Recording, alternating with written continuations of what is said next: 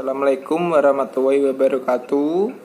Nama saya Muhammad Rizky Pradana dari Rombel Pendidikan Administrasi Perkantoran A 2018. Di sini saya akan menjelaskan tentang metode pembelajaran modular brainstorming. Berdasarkan video animasi sebelumnya, saya akan menjelaskan yaitu pertama, pengertian metode brainstorming, yang kedua, tujuan metode brainstorming, yang ketiga, aspek-aspek metode brainstorming, yang keempat, langkah-langkah metode brainstorming, yang kelima, kelebihan dan kekurangan metode brainstorming.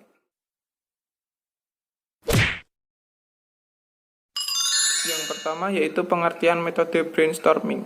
Metode brainstorming adalah suatu teknik atau cara mengajar yang digunakan dalam diskusi kelompok untuk menghasilkan gagasan, pikiran, atau ide yang baru dengan melontarkan suatu masalah ke siswa oleh guru. Kemudian siswa menjawab atau menyatakan pendapat atau komentar sehingga masalah tersebut berkembang menjadi masalah yang baru. Metode brainstorming mirip dengan metode diskusi, di mana tujuannya adalah menghimpun suatu gagasan dan pendapat, informasi, pengetahuan, pengalaman dari semua peserta. Pada metode diskusi, gagasan dari seseorang dapat ditanggapi atau didukung maupun dilengkapi, dikurangi atau tidak disepakati oleh peserta lain. Namun, pada metode brainstorming, pendapat orang lain tidak untuk ditanggapi. Metode brainstorming dipopulerkan oleh Alex Whitney Osborne pada tahun 1953. Dalam bukunya yang berjudul Applied Imagination, menurut Osborne, kelompok dapat menggandakan hasil kreatifnya dengan brainstorming, di mana brainstorming bekerja dengan cara fokus pada masalah, kemudian dengan bebas bermunculan sebanyak mungkin solusi dan mengembangkan sejauh mungkin. Berikut adalah definisi dan pengertian brainstorming dari beberapa sumber buku.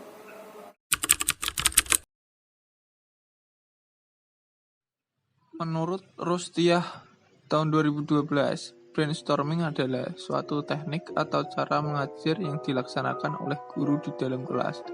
Dengan cara melontarkan suatu masalah ke kelas oleh guru, kemudian peserta didik menjawab atau menyatakan pendapat atau komentar sehingga mungkin masalah tersebut berkembang menjadi masalah baru, atau dapat diartikan pula sebagai satu cara untuk mendapatkan ide dari sekelompok manusia dalam waktu yang singkat. Menurut Sutikna 2007, brainstorming adalah suatu bentuk diskusi dalam rangka menghimpun gagasan, pendapat, informasi, pengetahuan, pengalaman dari semua peserta. Berbeda dengan diskusi, di mana gagasan dari seseorang dapat ditanggapi oleh peserta lain. Pada penggunaan metode brainstorming, pendapat orang lain tidak untuk ditanggapi. Menurut Minter dan Wright tahun 2007, brainstorming adalah cara lain yang digunakan oleh perusahaan-perusahaan untuk menghasilkan ide-ide pada masa kini. Brainstorming adalah pengumpulan sekelompok orang dengan tujuan menghasilkan pikiran-pikiran yang baru dan segar. Menurut Akib tahun 2013, brainstorming adalah suatu teknik atau cara mengajar yang dilaksanakan oleh guru di dalam kelas. Metode ini dilakukan dengan melontarkan suatu masalah ke siswa oleh guru. Kemudian siswa menjawab atau menyatakan pendapat atau komentar sehingga mungkin masalah tersebut berkembang menjadi masalah yang baru. Tujuan metode brainstorming. Menurut Makarov, pelaksanaan metode brainstorming dalam pembelajaran memiliki tujuan sebagai berikut. Yaitu pertama, mendorong terjadinya penyampaian ide atau pengalaman pembelajaran yang sangat membantu terjadinya refleksi dalam kelompok. Yang kedua, mendapatkan sebanyak-banyaknya pendapat atau ide dari pembelajaran tentang permasalahan yang sedang dibahas. Yang ketiga, membina pembelajaran dalam mengkombinasikan dan mengembangkan kreativitas berpikir melalui ide-ide yang muncul. Yang keempat, merangsang partisipasi pembelajaran. Yang kelima, menciptakan suasana yang menyenangkan. Yang keenam, melatih daya kreativitas berpikir pembelajaran.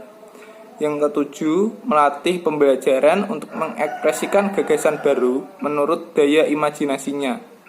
Yang kedelapan, mengumpulkan sejumlah pendapat dari kelompok belajar yang berasal dari kenyataan di lapangan. Aspek-aspek metode brainstorming. Aspek-aspek yang harus diperhatikan sebagai ketentuan metode brainstorming dalam proses pembelajaran adalah sebagai berikut. Yang pertama, fokus pada kuantitas. Maksudnya, asumsi yang berlaku di sini, semakin banyak ide yang tercetus, kemungkinan ide yang menjadi solusi masalah semakin besar. Yang kedua, penundaan kritik. Dalam brainstorming, kritikan atas ide yang muncul akan ditunda. Penilaian dilakukan di akhir sesi. Hal ini untuk membuat para siswa merasa bebas untuk memunculkan berbagai macam ide selama pembelajaran berlangsung.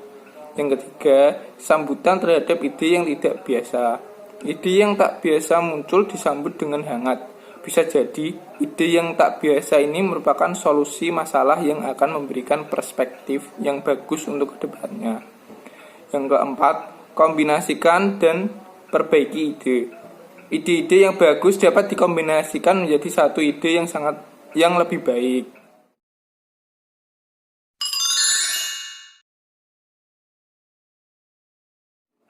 Langkah-langkah metode brainstorming. Menurut Sani 2013, langkah-langkah metode brainstorming dalam pembelajaran adalah sebagai berikut.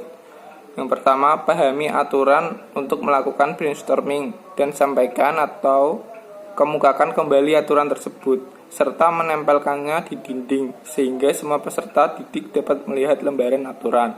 Yang kedua, guru menentukan topik bahasan dan menuliskan topik bahasan pada flip chart.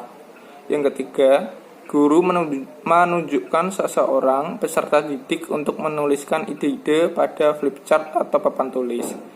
Yang keempat, guru meminta peserta didik atau kelompok untuk mengemukakan ide yang terkait dengan topik yang dibahas. Yang kelima, berhenti dan istirahat untuk menetaskan ide atau masa inkubasi. Jika direncanakan untuk melanjutkan ke tahap evaluasi atau pada tahap pertama, istirahat dapat diselingi dengan diskusi untuk mengklarifikasi ide-ide tersebut, bukan untuk mengkritik. Yang keenam, tahap evaluasi ide. Guru membahas satu persatu respon yang muncul.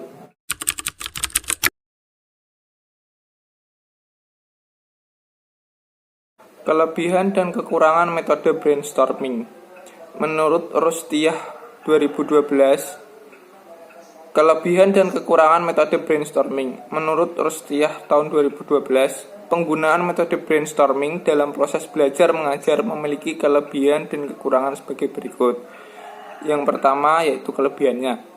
Kelebihannya atau keunggulan metode brainstorming adalah anak-anak aktif berpikir untuk menyatakan pendapat, melatih siswa berpikir dengan cepat dan tersusun logis, meningkatkan partisipasi siswa dalam penerimaan pembelajaran.